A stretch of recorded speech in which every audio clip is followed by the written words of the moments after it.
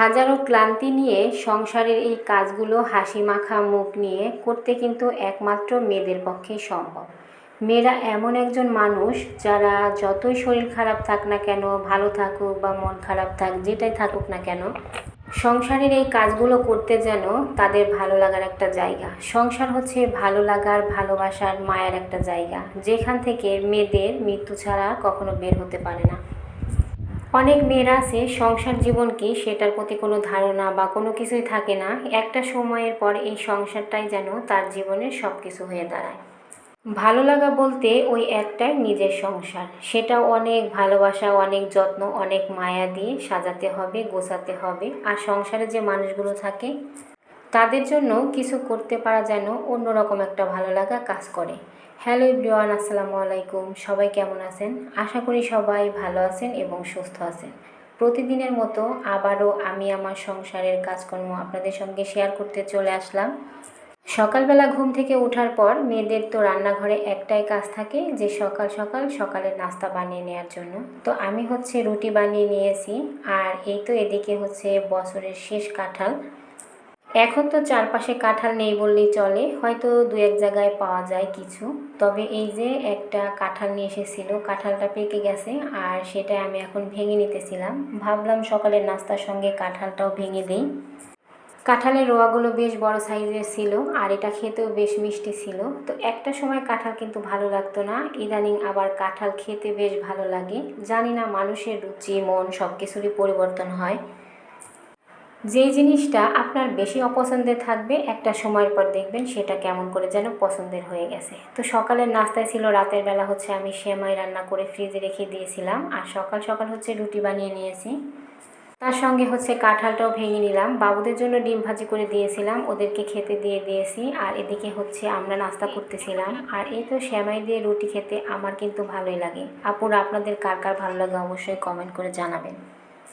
সারাদিনে টুকিটাকি আমরা ঘরের যে কতগুলো কাজ করি, এগুলোর কিন্তু কোনো হিসাবে থাকে না। আর এই যে আমার কুটুবুলির হচ্ছে ওর ওয়ার্ড্রোবের জামাগুলো বের করেছিলাম, সেগুলো ধুয়ে দিয়েছি কিন্তু ভাঁজ করা হয়নি, এলোমেলো করে রেখে দিয়েছিলাম। তো ভাবলাম এখন যখন সব কাজ সেরে নিলাম, সবগুলো একদম আমি বের করে নিয়েছি, সবগুলো ভাঁজ করে তারপর রেখে দেব। এলোমেলো থাকলে কোনটা কখন লাগবে একটাও খুঁজে বের করা যায় না এতগুলো জামার মধ্যে। তো ভাবলাম এগুলো আলাদা আলাদা করে ভাঁজ করে তারপর রেখে দিলে হচ্ছে হাতের কাছে সব সময় যেটা যখন লাগবে সেটা তখন পরতে পারবে। এই যে জামা কাপড় ভাঁজ করার কাজটা, এটা অনেক সহজ আর মনে হয় যে খুব সিম্পল একটা কাজ, কিন্তু এটাও কিন্তু অনেকটা সময়ের ব্যাপার। এটাও অনেকটা সময় যায় এই কাজগুলো করতে। আর ঘরে যদি বাচ্চারা থাকে তাহলে তো কোনো কথাই নেই। সারাদিনে বাচ্চাদের যে কতগুলো কাজ থাকে এগুলোর কিন্তু কোনো হিসাব থাকে না। আর এগুলো আমরা যারা মায়েরা আছি তারা কিন্তু কখনো হিসাবও রাখি না, যে বাচ্চাদের জন্য এই করলাম সেই করলাম। আসলে আমাদের ঘরের কাজের কোনো হিসাবই থাকে না। আমরা তো সকাল থেকে রাত পর্যন্ত হিসাব ছাড়া কাজ করে থাকি। আর আমাদের এই খুঁটিনাটি কাজগুলো আমরা কিন্তু কাজের মধ্যেই ধরি না, কারণ আমাদের কাজের ফাঁকে ফাঁকে হচ্ছে আমরা এই কাজগুলো করি। এগুলোকে আমরা বাড়তি কাজ হিসাবে ধরি। আর এটা যখন অবসর একটু সময় থাকে তখন কিন্তু এগুলো করে ফেলি। এই কাজগুলো একবার করে রাখলে 2-3 দিন এমনিতেই চলে যায়, তো তেমন আর প্যারা থাকে না। সেজন্য এখানে আমি সবগুলো জামা কাপড়গুলো ভাঁজ করে নিলাম, আর কিছু আমি তুলেও নিয়েছি। আর এগুলো তো আমি বাবুর জন্য এক পাশে হচ্ছে ভাঁজ করে রেখে দিচ্ছি। বাচ্চাদের জামা কাপড় অনেকটাই কেনা হয়, কিন্তু ওরা হচ্ছে খুব দ্রুত বড় হয়ে যায়, এজন্য দেখা যায় যে অনেক সময় পরাও হয় না। আর এই তো এদিকে হচ্ছে এখন রান্না বসিয়ে দিয়েছি। ঘরের কিছু কাজ গোছাতে গোছাতে এদিকে আবার দুপুরে রান্নার সময় চলে আসে। আর এই তো এখানে হচ্ছে আমি দুপুরের জন্য রান্না বসাইতেছিলাম। আর গরুর মাংস হচ্ছে ফ্রিজ থেকে পেরে ভিজিয়ে রেখেছিলাম, আর এখন হাতে মেখে হচ্ছে চুলাতে বসাই দেব।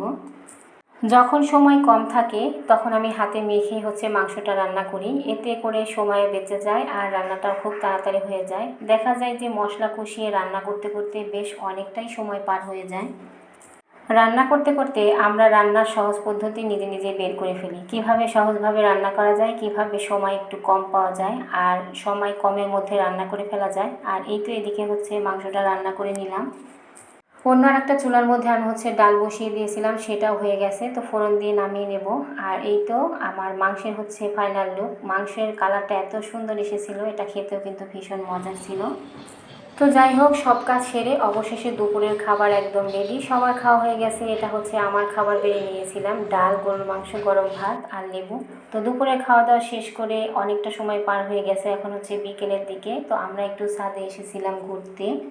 অনেকগুলো জামা কাপড় মেলে দিয়েছিলাম ছাদে, সেগুলো নেওয়া হয়নি, তো ভাবলাম নিয়ে আসি আর বাবুকে একটু ঘুরিয়ে নিয়ে আসি। আর এই যে বোনের প্রতি ভাইয়ের ভালোবাসা, তার জামাটা বারবার খুলে যাচ্ছিল আর তার ভাই তাকে পরিয়ে দিতেছে।